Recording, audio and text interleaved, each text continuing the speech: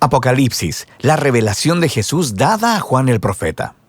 En el primer video exploramos la forma en la que Juan compuso esta profecía apocalíptica como una carta circular para las 7 iglesias de Asia Menor, para retar y consolar a esos cristianos que estaban sufriendo de apatía y de persecución bajo el Imperio Romano. También nos encontramos con el principal símbolo que Juan usa para identificar a Jesús, el Cordero Inmolado, quien conquistó a sus enemigos al morir por ellos. Él es quien abre el rollo conteniendo los propósitos de Dios de traer su reino a la tierra como existe en el cielo. La apertura del rollo trajo juicios de advertencia similares a las plagas de Egipto, y al igual que Faraón, las naciones no se arrepintieron. Luego, Juan introdujo el ejército multiétnico del Cordero y el rollo abierto reveló su extraña misión. Esta misión es seguir al Cordero llevando testimonio de la justicia y la misericordia de Dios a las bestiales naciones, incluso si eso les acarrea la muerte. Y ellos conquistarán a la bestia al entregar sus vidas, justo como lo hizo el Cordero. Y es esto lo que moverá a las naciones al arrepentimiento. En el resto del libro, Juan completará su retrato de esta bestia y de su guerra contra el pueblo de Dios y cómo termina esta historia. Después de las 7 trompetas, Juan interrumpe el ritmo de los 7 con una serie de visiones a las cuales él llama señales. La palabra literalmente quiere decir símbolos y estos capítulos están llenos de ellos. Estas visiones exploran en mayor profundidad el mensaje del gran rollo abierto. La primera visión revela la batalla espiritual cósmica que estaba detrás del sufrimiento de las 7 iglesias debido a la persecución romana. Es una manifestación de ese antiguo conflicto que comenzó en Génesis capítulo 3. La serpiente, que representa la fuente de toda maldad, se muestra aquí como un dragón. Ataca a una mujer y su simiente. Ellos representan al Mesías y a su pueblo. Luego, el Mesías derrota al dragón a través de su muerte y resurrección, y el dragón es arrojado a la tierra. Ahí, el dragón inspira odio y persecución hacia el pueblo del Mesías. Pero ellos conquistarán al dragón al resistir su influencia, incluso si él los mata. Juan está intentando mostrar a las iglesias que ni Roma ni ninguna otra nación o ser humano es el verdadero enemigo. Hay poderes espirituales oscuros obrando, y los seguidores de Jesús anunciarán la victoria de Jesús permaneciendo fieles y amando a sus enemigos, justo como lo hizo el Cordero Inmolado. La siguiente visión de Juan recuenta la historia del mismo conflicto, pero en esta ocasión con el simbolismo terrenal de las visiones de animales de Daniel. Juan ve 2 bestias empoderadas por el dragón. Una de ellas representa el poder militar de las naciones, quien conquista a través de la violencia. La otra simboliza la maquinaria propagandística de la economía que exalta su poder como si fuera divino. Estas bestias demandan una completa lealtad de las naciones, simbolizada por la colocación de la marca de la bestia y su número 666 en la frente o la mano. Ahora, esta es la infame imagen, y no descubrirás su significado leyendo titulares noticiosos. Aquí Juan está haciendo una clara referencia al hebreo del Antiguo Testamento.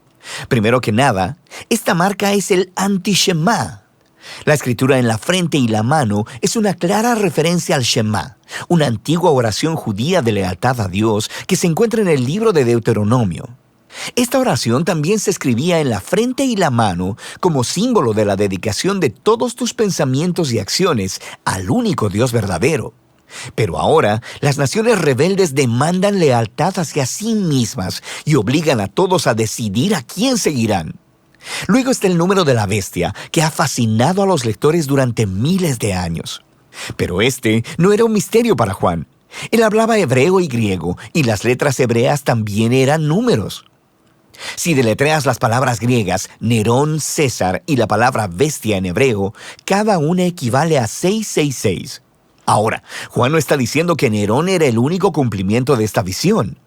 Nerón es solo un ejemplo reciente del antiguo patrón presentado por Daniel, en el cual las naciones se convierten en bestias cuando exaltan su propio poder y seguridad económica como si fuera un dios falso, y luego demandan completa lealtad de las demás naciones. Así que Babilonia era la bestia en el tiempo de Daniel. Pero este imperio fue sucedido por Persia, Grecia y ahora por Roma en el tiempo de Juan, y lo mismo para cualquier nación posterior que actúe de la misma manera. Levantándose en oposición a las naciones bestiales y al dragón, está otro rey. Es el Cordero Inmolado. Él está con su ejército, quienes han dado sus vidas para seguirlo. Y de la Nueva Jerusalén sale su canto de victoria a las naciones, en lo que Juan llama el Evangelio Eterno.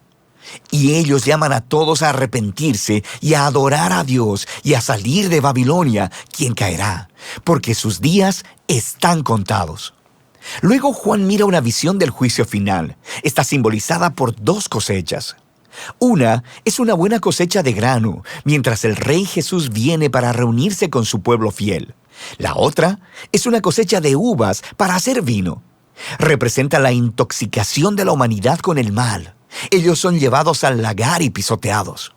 Ahora, a través de todas estas visiones de señales, Juan está poniendo una clara elección delante de las 7 iglesias.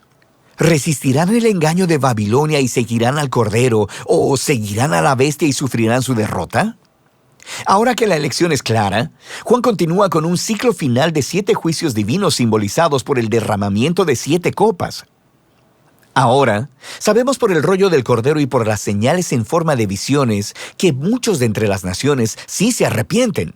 Pero así como las plagas del Éxodo son repetidas y derramadas a través de las copas, hay muchas personas que no se arrepienten. Ellos se resisten y maldicen a Dios al igual que Faraón. Y todo esto lleva a la 6ª copa, formada por el dragón y la bestia, quienes reúnen a las naciones para hacer guerra contra el pueblo de Dios en un lugar llamado Armagedón. Esto se refiere a un llano al norte de Israel, donde Israel peleó muchas batallas contra naciones invasoras. Y algunas personas creen que esta 6ª copa se refiere a una batalla real del futuro. Otros piensan que es una metáfora de la justicia final de Dios sobre el mal. De cualquier modo, Juan claramente ha tomado imágenes del libro de Ezequiel sobre la batalla de Dios contra Gog. Gog era el símbolo de Ezequiel para las naciones rebeldes reunidas delante de Dios para enfrentar su justicia. Y eso es lo que viene en la 7ª copa. Es la 4ª y última representación del día del Señor, donde la maldad de las naciones es derrotada de una vez y para siempre. Ahora, Juan ha elaborado completamente el mensaje del rollo sin sellos del Cordero, y ahora regresa a expandir 3 temas claves que introdujo anteriormente: la caída de Babilonia, la batalla final para derrotar el mal y la llegada de la Nueva Jerusalén. Y cada uno de estos ilustra la venida final del reino de Dios desde un ángulo diferente. Entonces, primero tenemos la caída de Babilonia. Un ángel le muestra a Juan una mujer hermosa, vestida como una reina, pero borracha con la sangre de los mártires y de toda la gente inocente. Ella está cabalgando en la bestia dragón, mencionada en las señales de la visión. Es un símbolo de las naciones rebeldes y se le llama Babilonia, la prostituta. Los símbolos detallados de esta visión serían muy claros para los primeros lectores de Juan. Él está personificando el poder militar y económico del Imperio Romano, pero también está haciendo algo más. En esta visión, Juan ha mezclado palabras e imágenes de cada uno de los pasajes del Antiguo Testamento referentes a la caída de la antigua Babilonia, de Tiro y de Edom. Juan está mostrando cómo Roma es simplemente la versión más reciente del arquetipo del Antiguo Testamento de la humanidad en rebelión contra Dios. Ellos se reúnen y forman naciones que exaltan su propia seguridad económica y militar como un Dios falso. Esto no es algo limitado al pasado o al futuro.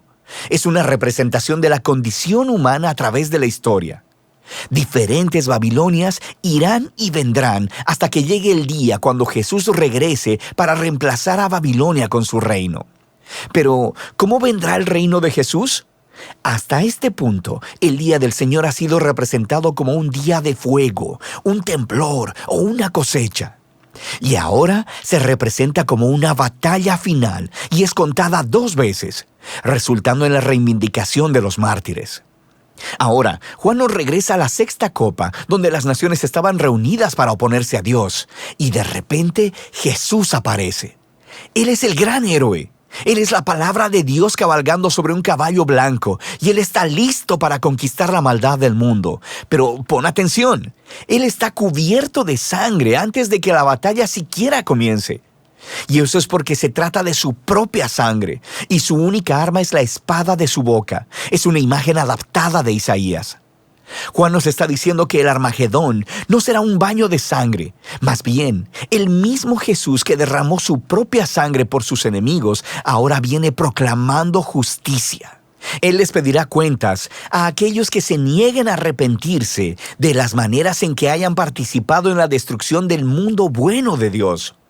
Y el destructivo fuego de infierno que ellos han desatado en este mundo de Dios justamente se convierte en el destino designado por Dios para ellos.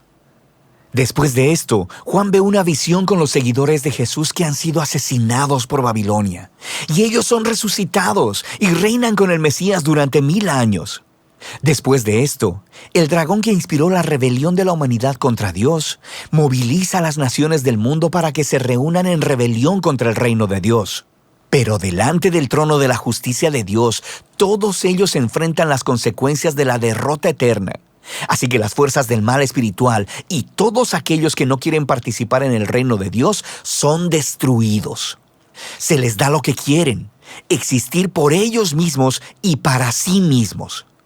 Y así, el dragón y Babilonia y todos los que los eligen son puestos en un aislamiento eterno y nunca más podrán corromper la nueva creación de Dios.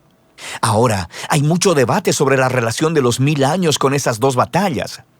Hay algunos que piensan que se refiere a una secuencia cronológica literal, el regreso de Jesús seguido por un reino de 1000 años en la tierra llamado el milenio, seguido del juicio final de Dios. Otras personas piensan que los 1000 años son un símbolo de la victoria presente de Jesús y los mártires sobre la maldad espiritual, y que las dos batallas representan el regreso futuro de Jesús desde dos ángulos diferentes. Cualquiera que sea la postura que tomes, el punto principal es claro.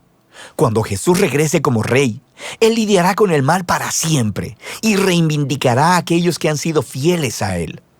El libro concluye con una visión final del matrimonio del cielo y la tierra.